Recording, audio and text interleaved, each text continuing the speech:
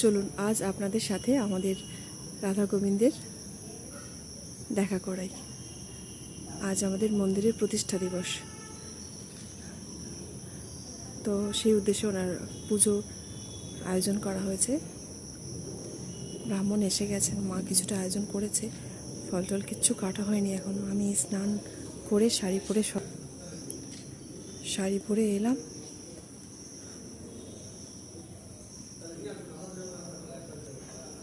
এই যে হোমের আয়োজন, হোম হবে।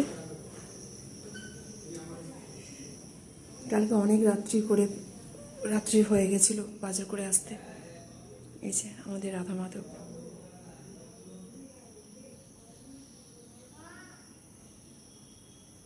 আসছে মামান। এসব আমাদের বাড়ির কাছে ফুল।